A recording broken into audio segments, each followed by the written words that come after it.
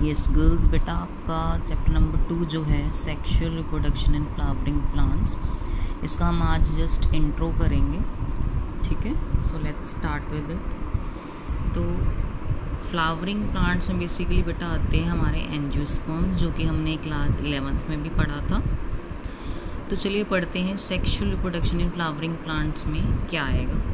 तो पहला जो चैप्टर का नाम है, पहला वर्ड ही क्या है, सेक्सुअल रिप्रोडक्शन। सेक्सुअल रिप्रोडक्शन में हमें पता है क्या होता है। बेसिकली गेमीट्स बनते हैं और बनने के बाद उनका फ्यूज़न होता है। There is formation and fusion of gametes and the process of formation and fusion of gametes is known as sexual reproduction.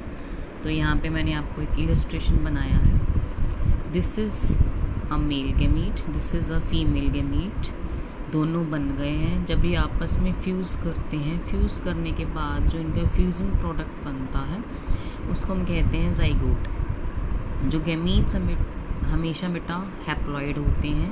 Haploid को हम N से डिनोट करते हैं। हैप्लॉइड का मतलब है इनके पास सिंगल सेट ऑफ क्रोमोसोम है, सिर्फ क्रोमोसोम का एक ही सेट है, इसलिए इनको हैप्लॉइड बोला जाता है और N से डिनोट किया जाता है।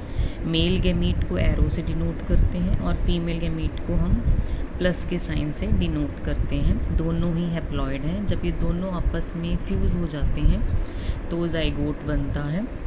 N + N मिल के जो ज़ाइगोट है ये 2N हो जाता है। 2N का मतलब है they have a double set of chromosomes. Chromosomes के अब कितने सेट हैं? 2 सेट्स हैं, इसलिए इसको डिप्लॉयड बोला जाता है। तो ये था general definition of sexual reproduction. क्या होता है सेक्सुअल रिप्रोडक्शन में? There is formation and fusion of gametes, और फ्यूज़न के बाद जो प्रोडक्ट बनता है उसको हम कहते हैं zygote.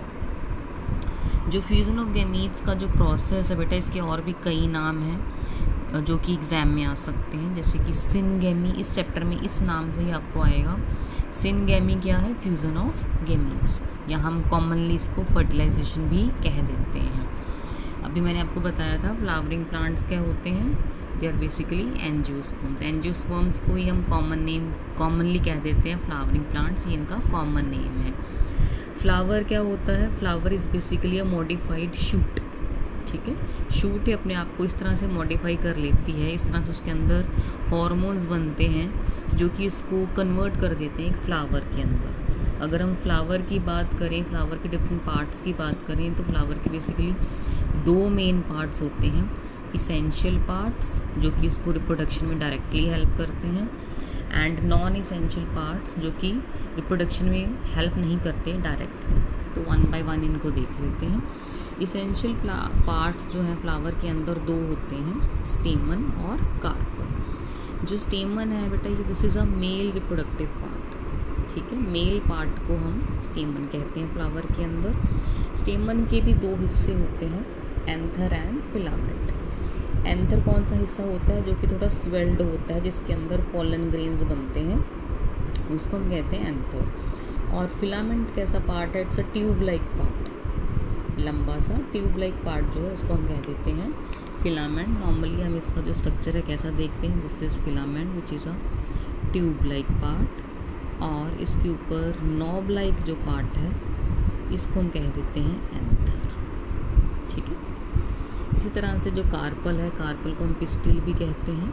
It is a female reproductive part, female part को डिनोट करता है। इसके 3 हिस्से होते हैं जो कि हम 11th में भी पढ़ चुके हैं। फिर से एक बार देख लेते हैं। ओवरी, ओवरी सबसे नीचे होता है और ओवरी के अंदर ओव्यूल्स होते हैं। दूसरा है स्टाइल जो कि मिडल वाला पार्ट है, and the last one is stigma. Upper part को हम स्टिग्मा कहते हैं, ये स्वोलन एरिया होता है, और पॉलिनेशन के दौरान जो पॉलन ग्रेन्स हैं स्टिग्मा के ऊपर आके गिरते हैं। ठीक है, तो ये थे इसेंशियल पार्ट जो कि रिप्रोडक्शन में हेल्प करते हैं, stamen and carpel. Stamen male part है, फीमेल पार्ट है कार्पल। नॉन इसेंशियल पार्ट्स वो हैं जो कि रिप्रोडक्शन में डायरेक्टली हेल्पफुल नहीं होते हैं। ये 2 हैं, केलिक्स एंड करोला। केलिक्स जो है ये आउटर मोस्ट वर्ल होती है फ्लावर की, सबसे बाहर वाली जो एक ग्रुप है उसको हम कहते हैं केलिक्स। और ये किस चीज़ का बना होता है बेसिकली बेटा? It is formed of sepals. Sepals के ग्रुप को ही हम केलिएक्स कहते हैं और ज़्यादातर हमने ये देखा है कि इसका जो कलर होते हैं ग्रीन कलर के होते हैं, लीफ लाइक स्ट्रक्चर्स ही नज़र आते हैं हमें। करोला जो है ये केलिएक्स के अंदर होता है।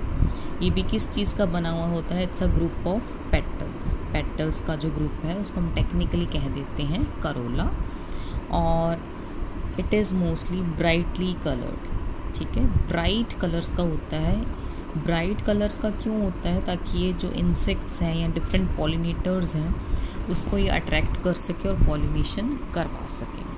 तो आज के लिए बेटा हम इतना ही करेंगे। एक जनरल ओवरव्यू था आपके चैप्टर का, और कल से जो आपका मेन पार्ट है स्टेमन वो हम स्टार्ट करेंगे।